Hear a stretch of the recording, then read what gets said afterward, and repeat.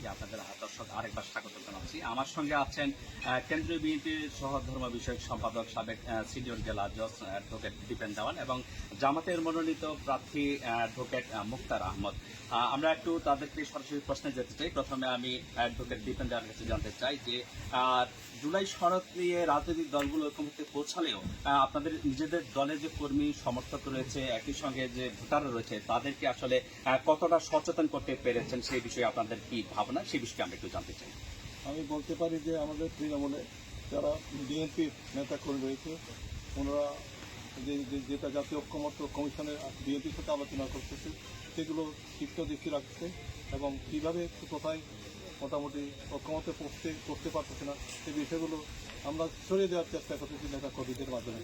আমি আশা করি এটার ব্যাপারে জাতীয় ঐক্যমত্য কমিশনের বিএনপির ভূমিকা কী, সেটা আমরা যদি কেন্দ্র থেকে রেজাল্ট পাই তাহলে এটা আমরা বিস্তারিত জানিয়ে দেবো আর কি। তবে আমাদের নেতাকর্মীর সাথে জাতীয় কমিশনের সংস্কার যে আলাপ আলোচনা করছে, এগুলো দৃষ্টি রাখার জন্য আমরা আলোচনায় আহ্বান জানাচ্ছি, তাতে ওরা দৃষ্টি নিবন্ধন করে আলোচনা পদ্ধতি করে অংশগ্রহণ হয়, এভাবে মোটামুটি যোগাযোগ হয়েছে।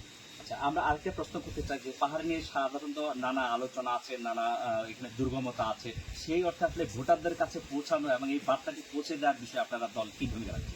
আমি মনে করি এটা পাহাড়ের যেটা অনেকটা সেখানে যে সমস্যা নেই, এই জন্য আমরা একত্রিত হয়ে কিন্তু আমরা নেতাকর্মীদের সাথে যোগাযোগ রেখেছি।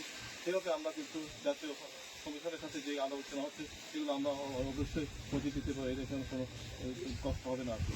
এই জন্য আমাদের নেতাকর্মীদের সাথে সর্বক্ষণিক যোগাযোগ আছে এবং যোগাযোগ আমরা অব্যাহত রেখেছি আছি। সুতরাং আমি মনে করি না যে জাতীয় কমিশনের সাথে যেটা আলোচনা হচ্ছে সেটা আমরা অবদান দিয়ে পৌঁছাতে পারবো।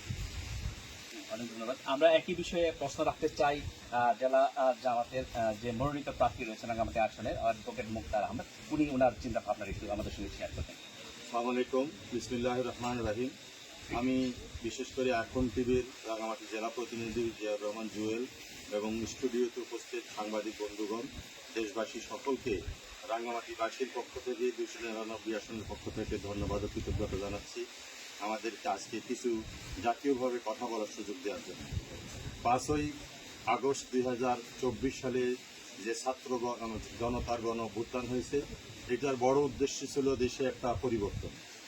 এই পরিবর্তনের মাধ্যমে আমরা যেটা জানতে পেরেছি, বুঝতে পেরেছি, সেটা এই ভবিষ্যতে যেন এই দেশে আর কেউ ফ্যাসিস্ট হিসেবে জন্ম নিতে না পারে এবং দেশকে যেন ব্যক্তিগত বা পারিবারিক সম্পত্তিতে রূপান্তরিত করতে না পারে, এটাই ছিল মূলত একটা উদ্দেশ্য।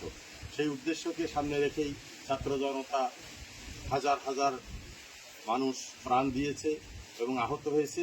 সর্বশেষ 5ই আগস্ট 2025 সালে এসে একটি জুলাই সনদের একটা প্রস্তাবনা পেশ করা হয়েছে এবং গত 5ই অক্টোবর সেই প্রস্তাবনাটা পরিমার্জিত আকারে, সংশোধিত আকারে গৃহীত হয়েছে।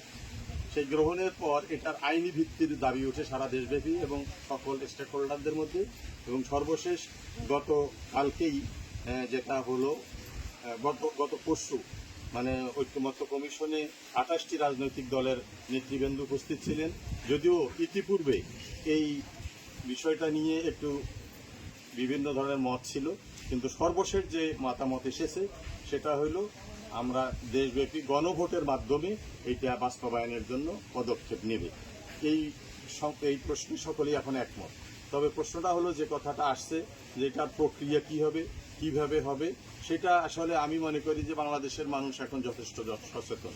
যদি সচেতন না হতো তাহলে সরাসরি কোনো নেতৃত্ব ছাড়াই দেশে এত বড় একটা বিপ্লব সংগঠিত হতো না। অতএব আমরা সবাই সচেতন এবং দেশের জনগণ সচেতন। এগুলো শুধু সরকারের এখন উচিত হবে জনগণের মাঝে প্রচার করা, দলীয়ভাবে আমরা যেখানে আছি এটা প্রচার করা, যে এটা কিভাবে গণভোটটা হবে সেটা প্রক্রিয়াটা জানাইতে পারলে নিশ্চয়ই গণভোট হবে। তবে আমার ব্যক্তিগত মত, এবং আমি দেখেছি আজকেও বাংলাদেশ জামাত ইসলামের পক্ষ থেকে একটা মত আসছে যে এই গণভোটটা সংসদ নির্বাচনের দিনে করলে একটু জটিলতার সৃষ্টি হবে, বরং এটা ডিসেম্বরের মধ্যে করে ফেলতে পারলে আমি মনে করি যে এই গণভোটটার মাধ্যমে মানুষ একটা মতামত দেওয়ারও যেমন সুযোগ পাবে এবং জাতিও জানতে পারবে যে এই বর্তমান যে নির্বাচন কমিশন এবং সরকার, তারা ভোটের ব্যাপারে কতটুকু এই ভোটের ট্রেনে যোগ্য সেটা প্রমাণিত হবে। এরপর যদি সংসদ নির্বাচন হয়, সেটা ফেব্রুয়ারির 12-13 যে দিনই হোক, তখন এই গণভোটের সময় যেন সেটা ডিস্টার্ব না করে, কারণ এই গণভোটটা একটা জটিল বিষয়। আমরা সর্বশেষ মরহুম শহীদ প্রেসিডেন্ট জিয়াউর রহমানের সময়, আমি তখন সম্ভবত উচ্চ মাধ্যমিক শ্রেণীর ছাত্র ছিলাম, 77 সালে আমার যতটুকু মনে পড়ে আমরা হ্যাঁ না ভোট দেখেছি। সেটা কিন্তু শুধু ফর্ম অফ গভর্নমেন্টের বিষয়টা ছিল, আর এখন হইল যে জুলাই সনদ বাস্তবায়নের বিষয়টা। সেজন্য এগুলো একটু প্রচার করা লাগবে এবং এগুলো জনগণকে যেন মানে গ্রাসরুট লেভেলে পৌঁছিয়ে দেওয়া যায় অতি সত্বর, এইটা আমরা মনে করি তাহলেই সফল হবে। আর এই গণভোটের মাধ্যমে যখন এটা গৃহীত হবে, তখন এটা নিয়ে কেউ প্রশ্ন তুললে আর কার্যকরী হবে না, কারণ কেউ কেউ ইতিমধ্যে একাধবার বলে ফেলছিল আমরা সংসদে যেতে পারলে এগুলো সংস্কার সনদ এগুলো কিছু থাকবে না। অতএব আমরা মনে করি গণভোটের মাধ্যমে এটা সিদ্ধান্ত গৃহীত হইলে সবাই এটা মানতে বাধ্য থাকবে। আচ্ছা, আরেকটি বিষয় হচ্ছে যে গণভোট যে এটা জুলাই সনদ বাস্তবায়নের জন্য এটা গ্যারান্টি কিনা, কি বলেন এটা? আমি গ্যারান্টির আগে একটা বিষয় বলতে চাই, যেটা গণভোটের কথা বলা হচ্ছে, আমাদের দল থেকে অলরেডি বলা হয়েছে যেদিন নির্বাচন হবে সেদিন গণভোটের ব্যবস্থা করলে ভালো হবে। এখানে হচ্ছে না, সব প্রশ্ন আছে। আমরা যদি এখন ডিসেম্বরে করি তাহলে কিন্তু আসল নির্বাচনকে কিন্তু অনেক জটিলতা সৃষ্টি হতে পারে। তো আমরা মনে করি যে যেদিন নির্বাচন হয় সেদিন আমরা গণভোটের ব্যবস্থা করলে কিন্তু আমরা আর্থিক নির্ভর হবো, কি জন্য গণভোটের জন্য অনেক টাকা খরচ করার কোনো দরকার নেই। আমি গণভোটের বিষয়টা হচ্ছে অবশ্যই আমি মনে করি গণভোটের মাধ্যমে আমরা যে বিষয়গুলো আমরা জাতীয় কমিশনে বিএনপির পক্ষ থেকে আমরা ঐক্যমত্যে আসি নাই, এগুলো আমরা গণভোটের মাধ্যমে কিন্তু আমরা বিষয়গুলো শুরু করতে পারবো। এই জন্য জনগণের হচ্ছে আসল ক্ষমতা হচ্ছে জনগণের ম্যান্ডেট দেবে যে এটা সংস্কার হবে কিনা। আমরা কতগুলো সংস্কারের বিষয় নিয়ে আমরা হার দিতে পারি, যেগুলো বলতে পারি যে যেগুলো সংস্কার কমিশন থেকে মত দেওয়া হয়েছে, এটা যদি জনগণ বলে যে হ্যাঁ অথবা না, সেক্ষেত্রে আমরা কিন্তু আমরা পরবর্তীকালে আমরা এগুলো বাস্তবায়ন করতে পারি, যে সরকার আছে তাকে না। তো আমি মনে করি জনভোটের মাধ্যমে জুলাই সনদ বাস্তবায়ন করা যায়, সেক্ষেত্রে কোনো অসুবিধা হবে না আমি মনে করি। একজাক্টলি গণভোট এটা হচ্ছে কি একদিনে হওয়া দরকার, জাতীয় নির্বাচনের দিন, ফলে আমরা কোনো অসুবিধা আমি দেখতেছি না। অনেক ধন্যবাদ আমাদের সঙ্গে যুক্ত হওয়ার জন্য। দর্শক, এই ছিল রাঙ্গামাটি থেকে তৃণমূলের গণভোটের যে ভাবনা, সেই বিষয়টি আমরা স্টুডিওতে ফেরত যাচ্ছি। সেখানে রয়েছেন আমাদের সহকর্মী বেলায়েত হোসেন।